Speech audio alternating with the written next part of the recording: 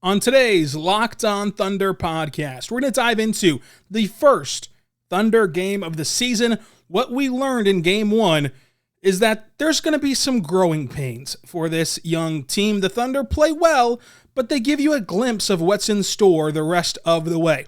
On today's Locked On Thunder podcast, we're going to get into all of that and SGA returning to be a fantastic and prolific scorer.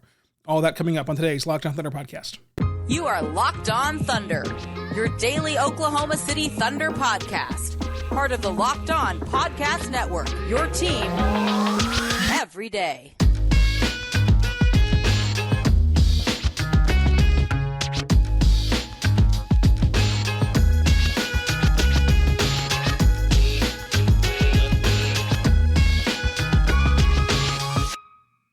Let's get it going on the Locked On Thunder podcast, on the Locked On Podcast Network. It's your teams every day. I am your host, media member, and editor-in-chief over at thunderousintentions.com, Rylan Stiles. You can follow me on Twitter at Rylan_Stiles. Follow the show on Twitter at LOThunderPod. Email the show, LOThunderPod@gmail.com.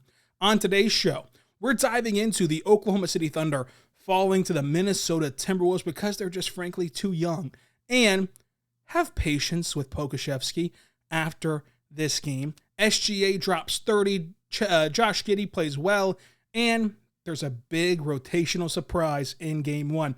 But thank you so much for making us your first listen every single morning, every single day. We're here for you talking Thunder basketball. Want to subscribe for free across all podcasting platforms, including on YouTube. On YouTube, if you subscribe, you can get a short after every single game, recapping the game in 1 minute or less of the biggest storyline from the game as a little teaser for what's to come on the post-game podcast. So check that out over there on YouTube for the new YouTube shorts this season. So the game overview.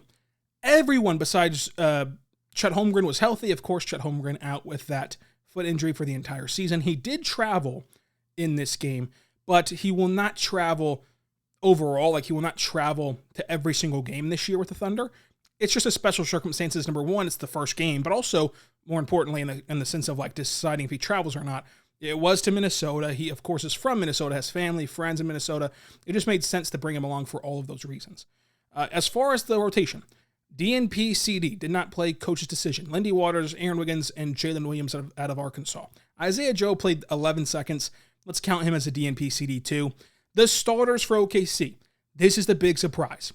SGA, Josh Giddey, Lou Dort, Kenrich Williams, and Aleksej Pokusevski. Now, the big surprise there is Kenny Hustle.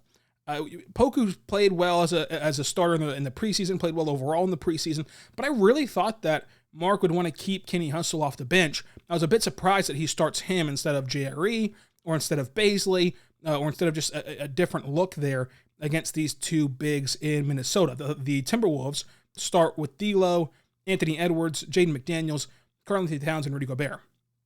Now, I want to track this all season long, just me personally, because I myself talk a lot about starters not mattering and have for a very long time, about how it's more of a fan thing and more of a pre-game thing with the lights going down and the music and the spotlight, all that stuff. I talk a lot about that over the last 3 years, but at Media Day, Mark also brought it up, and Mark talked a lot about it in the sense of saying that fans look into it too much, and it's not necessarily about who starts. So I want to track throughout the year who started the game from Mark in the pregame or whenever we find out at tip-off, and who was what I'm going to term the minutes starters, who got the 5 most minutes in each and every game. So this first look at who had the top 5 minutes played in this game for the Thunder, SGA, Josh Giddey, Trey Mann, Lou Dort, Pokusevski were the 5 people who made up the most minutes. That's a really weird lineup, and if that was rolled out there as a starting lineup, Twitter would go crazy for about 15 minutes before tip-off, and it would be a raucous time. This lineup was a raucous time on Twitter as well. So how did the Thunder lose this game? What are the big storylines from this game? We're going to talk about Pokusevski. We're going to talk about SGA, this team's youth, Josh Giddey, and Lou Dort, and so much more. But just simply breaking this game down. OKC gets down 16 early. Slow, sluggish start to the first half. Did not play particularly well in that first half at all. And Mark touched on, they were playing slower than they should have been, just kind of tight in general offensively, I feel like. And then the third quarter trend lives on. A 12-0 run in the third quarter. They made a huge comeback, tied the game up, took the lead in the second half of this game. And I was thinking to myself, wow, I just released a podcast saying that, you can't really duplicate leading the league in 15-plus point comebacks year after year. And here they are, another one in the books. Well, the Thunder do fall in this game after 6 lead changes, 5 times being tied. They lose 115 to 108 to Minnesota. But some key takeaways from just the box score, and then we're going to get into the individual storylines. The Thunder out-rebound the 2-center Timberwolves. For everyone who freaks out about there's not enough centers on this team, who's going to play center? No centers, why so many guards? Folks, the Thunder are changing the way that you should approach the roster. That is just simply a column in a spreadsheet. That is a letter in a column in a spreadsheet. It does not matter. They will play anyone, anywhere, and technically speaking, X player might be the power forward, but they're going to play down low. They're going to switch in the perimeter. They're going to try to get rebounds. They're going to do the dirty work. They're going to do whatever it takes. Their goal is to play fast. Their goal is to play versatile. Their goal is to just put out a cohesive unit that can play fast, switch, and basically do everything on the floor. That's what they want to have happen. And so against this 2 big lineup of Karl-Anthony Towns and Rudy Gobert, oh my goodness, how are you going to deal with these 2 towers down there? The Thunder win the rebounding battle. They start 1-0 this year on the glass. They win 57-55 against this just absurdly big team. And the Thunder, no size. They're going too small, playing small ball, no centers. Folks, go make your own spreadsheet, type out every player on the roster, and then change the little column if you need to say that Darius Bays is a C instead of an F. Don't care. Whatever you got to do to trick yourself into doing it, the Thunder have enough centers on this roster, and this is just how they're going to play from now on. This is how they're going to build their team. Sam Price has been saying it for like 2 years now. The Timberwolves do win the second chance points by 2. They won points in the paint 50-38. The Thunder won the fast break points 17-10, and that's while playing particularly slow in the first half. Now, the Thunder shot 38% from the floor. They actually shoot better than Minnesota from 3, despite only shooting 31%. Minnesota shot 26% from 3. Both teams shot 81% from the line. The Thunder only had 5 players in double figures. Minnesota had 7. Just a tough matchup for OKC, and of course that slow first half did not help. The biggest storyline from this game, the biggest takeaway to me, is the youth. I think that this game showed you what this season will be. It's going to be a fun season, as I promised you since the draft. It'll be a very, very fun season. I can't promise you wins, I can't promise you losses, but I can promise you fun, and that's what this team will be. But in all of that excitement and all of the fun, young teams, and the Thunder are once again the youngest team in the NBA. Once again, they're the second youngest team in the NBA history, only second to last year's Thunder team. Young teams typically cannot close out games. Young teams typically cannot get over the hump in the games in the midst of a long 48-minute battle. And this game felt pressurized. The crowd was into it. It felt like it mattered. It's opening night. It's a tight-knit game. There was a 1-possession, 2-possession game, under 3 minutes to play in this contest. And the Thunder shot poorly. They started slow. They were clunky a bit down the stretch. They had some really bad offensive possessions. And uncharacteristically, in the first half, they were bad on defense. So despite all of those negative things, this still ends up being a very close game with under a minute to play in this contest. But the Thunder are just too young to close out the game, and they're just too young to get over the hump. And I think that the biggest case in point in that is Aleksej Pokusevski. Look, I think that Pokusevski played well. I think that the third-year forward, which I saw a lot of that on Twitter, third-year forward, yes, he has now played in his first game of his third season. But you have to remember, he's 20 years old. And he came over to the NBA from the second division overseas whenever everyone was shocked. Even people who stayed plugged in religiously to the draft and religiously to overseas. Fran Fraschilla, one of the best scouts of overseas talent in the world, was shocked that Pokusevski would not only come to the NBA right away, but play a ton of minutes in the NBA right away. So you have to remember, that was his starting point. So technically, yes, he's logged games in all 3 years, but It's not the same for this 20-year-old. This is the first time Pokusevski has played in a game in which it felt like it mattered, in which it felt pressurized, in which it was close late, and he was a part of that closing lineup late. He's never been in that circumstance before. So if you're going to say, oh, it's great if the Thunder make the playoffs because you know what? That gets them experience. This is an experience that they can learn from. This is an experience that Poku can learn from. It's his first time ever closing a game in a game that felt like it mattered.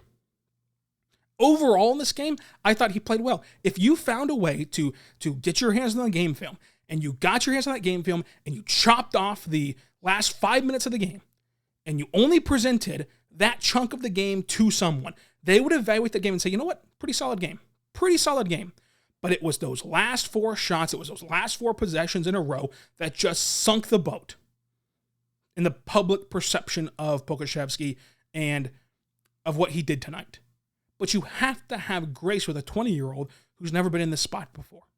And that's what this season is about. It's about getting these guys opportunities that they're not used to, that they're not comfortable with, that they're not accustomed to. Because you know what? You got to find out, does he have it in him to be in these closing lineups? And one game and one bad game does not mean that he does or doesn't. But it's getting to look at different situations for these guys, getting them in new spots, getting more data points.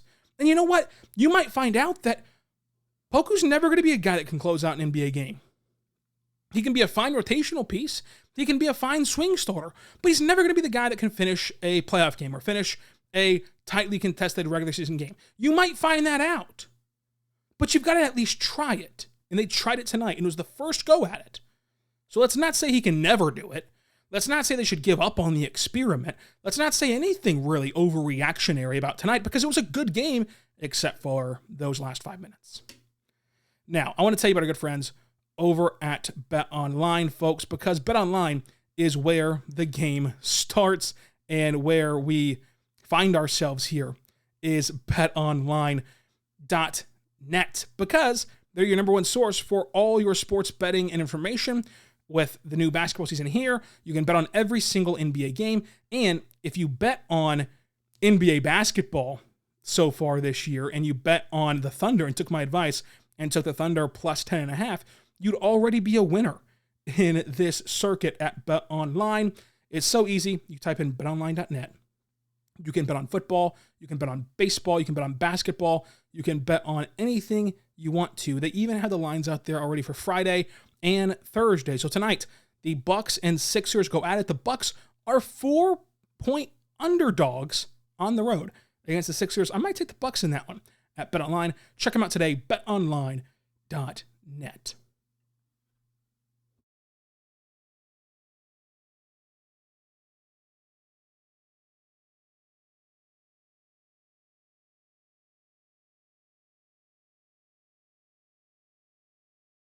We are back on the Locked On Thunder podcast, on the Locked On Podcast Network, your teams every day. I'm your host, Rylan Stiles. You can follow us on Twitter at LOThunderPod. Follow me on Twitter at Rylan_Stiles. Thank you so much for making Locked On Thunder your first listen every single morning, every single day. We're here for you talking Thunder basketball. Now, make your second listen the Game to Game podcast. Every moment, every top performance, every result is found at the Locked On Game to Game podcast, covering every game from across the NBA with local breakdowns from the Locked On coverage that only we can deliver. So go follow Game to Game on the Locked On NBA YouTube feed, available on Odyssey app, YouTube, or wherever else you get your podcast from. Game to Game NBA. Check it out today. So let's talk about the team as a whole. So we get that they're too young. Talk about Pokusevski. Look, 24 minutes, 11 points, 7 assists, 3 rebounds, or 7 rebounds, 3 assists, a block.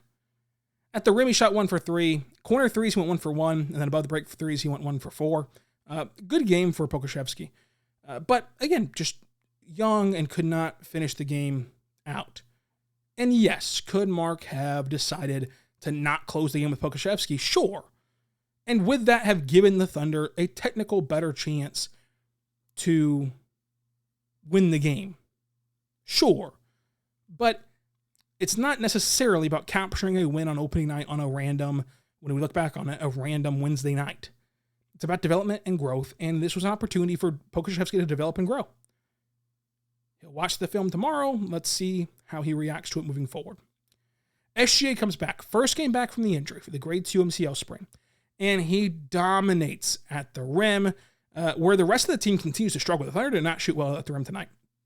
They just didn't. We'll get into some of those breakdowns coming up, but SGA did dominate at the rim. He had 2 tough mid-range shots, which I think that made his mid-range feel a lot bigger than it was. It was 2 for 6, but those 2 were just immaculate in the mid-range. He scored 32 points, 3 steals, 2 blocks, 6 rebounds, 5 assists, went 6 for 6 at the line. If SGA is an improved free throw shooter, that is the key to unlocking him into the points per game category. I've always said that the difference in points per game, right, the way to elevate from 10 to 15, 15 to 20, 20 to 25, 25 to 30 is by making your free throws. It's by making the free ones. They're giving them to you. And so far in his career, he's an 80% free throw shooter. If that number climbs to 81, 2, 3, 4, 5, or up to the 90s, then that's how you go from a 24.5 per game score to a 28 per game score or a 30 point per game score. He scores 32 tonight. He went 2 for 6 from 3 and 52% from the floor, including just trying his hardest to answer bucket for bucket with the Timberwolves. He was awesome in this game. SGA was truly awesome, and that was his first game back. And as Mark pointed out, they did look slow. They did look clunky in the, in the opening go of it in the first half. And hopefully that changes. And I think that it's a good thing because Mark, as a head coach so far, has been very calculated in what he says out loud. And what he said out loud typically is true. Like, it's not normally coach speak. And he if you want to say called out, SGA and Josh Giddey publicly, which I say that as in, not a bad way, but I say that as in, if he's saying it publicly, hey, look, we got to play faster with SGA on the floor and Josh Giddey on the floor in the first half, then tomorrow, whenever they put the game film on, he's going to say it to the team. And that all that is making it known this is a point of emphasis. And I wholeheartedly agree. This is a team that they've been telling us is built to play fast. It's built with multiple playmakers where anyone can grab and go. Either grab the rebound and throw an outlet pass, grab the rebound and go down the floor yourself and set up the offense, whatever it is, but it's just go, go, go, go, go. And as the Thunder play with more pace, as they win more fast break battles, they typically win the game. So I want to see them prioritize pace whenever SGA and Josh Giddey are both on the floor instead of one or the other. I think that the conversation of if they can work, it's way overblown because the Thunder are purposefully building a roster full of guys who can do everything. And whenever SGA can do everything and Josh Giddey can do everything, and yes, they're both ball handlers and yes, they're both point guards, it makes life easier, not harder. And we have to remember, any judgment you have of this pairing is far too soon. Because technically it's a year in, but minutes load-wise, it's not a year in. They have not played a full year's worth of minutes. And they've told you out loud, for everyone to hear, fans, media, other teams alike, that they had that meeting with Sam Presti and Mark and Josh and Shai after the All-Star break. They came back from the All-Star break last year against Phoenix, had their best game as a duo, and then Josh Giddey did not get to play again the rest of the year because he was hurt. So, even using that as a benchmark, we've gotten 2 games of this pairing. And they know what they have to work on. And Josh Giddey has said publicly admitting, hey, my job is to get the ball back to Shai whenever I have it and set him up the best that I can. He said that verbatim out loud. So it's far too early to talk about the pairing and if it'll work and any of this stuff. Plenty of time. And in this game, they both played well. Josh Giddey played well. SGA dropped 32. With Josh Giddey, 14 points, 11 rebounds, 4 assists, 2 blocks. The biggest thing for me for Josh Giddey is two different areas. Number one, very active on defense. Not just the 2 blocks, but he was active in communicating. He was active in switching. He was active in getting a hand in his face and closing out. He was just very active on defense and not just kind of reactionary. He was proactive, or he was... of course, you're always reacting on defense, but it wasn't that he was sitting back on his heels. That's a better way to say it than reactionary. It wasn't that he was sitting back on his heels. He was kind of trying to get ahead of the game on the defensive end. He was 2 for 7 from 3, and this goes back to what I was saying in the preseason. Well, yes, he shot 28% from 3 tonight. I said in the preseason, look, the shots are going in now, but I couldn't care less if they go in or not. I care about the process over results. Tonight was a process over results game. There's one shot where he had to throw up and fling it up there because of the situation, try to bait a foul because of the situation of the half-court offense. So then you take that down to 2 for 6. And every shot looked good. Every shot had confidence, and every shot mechanically looked sound. So that's all you can ask for. And eventually they're going to fall with this new jump shot that he has, with his new landing, with his feet placement and his hand placement, and working with Chip England. So this is a process over results game from three-point shooting for Josh Giddey. Those two areas stood out to me because he's more comfortable and bold in taking three-point shots. He's not catching it, hesitating, letting the defense reshuffle and rotate over. He shot 42% from the floor, including some solid rim finishes. He did have 4 fouls, though. And these 4 fouls come with being more active on defense. And one of them, I think, is an easy fix. Like, you know, one of the fouls that he had was Rudy Gobert slicing down the lane, just no one in front of him, easy breezy dunk. And instead of letting him have it, Josh Giddey rotates to late, swipes in there, does not do a dang thing to Rudy Gobert because he's Rudy Gobert. He dunks past the swipe, but it's still a foul and one. So you've now compounded the problem. Not only did the defense not rotate well or not pick up their assignment, whatever broke down within the play, not only did they get a wide open dunk, but you've now sent them to the line for one. That's easy stuff to learn from. It's easy to say, you know what, I know you're very competitive. I know that you want to try to fix everything, but if we're beat, we're beat. Let's not compound that issue and give them a free throw. And give them 3 instead of 2. We want to limit the 3-pointers that they get, even the old-fashioned 3-pointers that they get. So I think that all of that is very flexible and teachable. And you'd rather have your young player being extremely vocal and active and aggressive defensively than not playing defense at all. You'd much rather have this outcome for OKC and for Josh Giddey than the opposite. So I think that was good. I think that was really good for the Thunder and for Josh Giddey. So coming up, let's talk about Lou Dort. Let's talk about the rest of this team.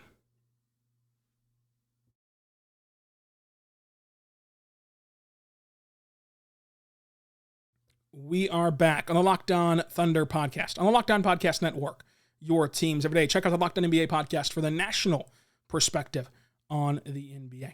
Lou Dort. I was not pleased with the Lou Dort game that we saw today, but you can understand it, right? He looked like he was forcing it. He looked like he was trying to do too much. He looked like he was playing outside of himself. But the first half did not go their way offensively. They just looked clunky. He's the leader of the defense, or at least the best defensive player, and the defense was struggling in the first half. He just got paid that massive deal. Obviously, there's pressure to prove yourself, even if the team tries to alleviate that from you as best that they can. You're obviously still going to feel that yourself. I think that there's a few areas here with Lou Dort. The first thing is, Lou Dort shot only 2 corner threes and went 0 for 2. Now, I don't really care that he missed both of them. What I care about is that there's not more of them. Whereas above the break threes, he shot 4 of them and went 1 for 4. Now look, in this game, technically speaking, he at least made one of the above the break threes. But historically in his career, going back to his rookie season, to the year after that, to last year, he's been a much better 3-point shooter in the corner than above the break. And I thought that this team would be able to put him in a spot to take more corner threes than above the break threes. For example, just taking last year's numbers. Last year, Lou Dort shot 44% from the corner, and above the break threes, he shot 31%. So I'd still like to monitor that number and see it trend in the right direction these next few games in the rest of the season.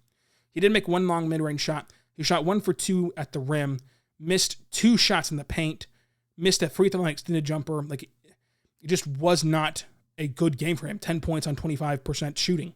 He went 1 for 6 from 3 total, obviously. 6 rebounds, 2 assists, and a steal. It looked like he was trying to do too much. And again, I just explained all the reasoning behind it, but still, you're hoping that gets under control moving forward.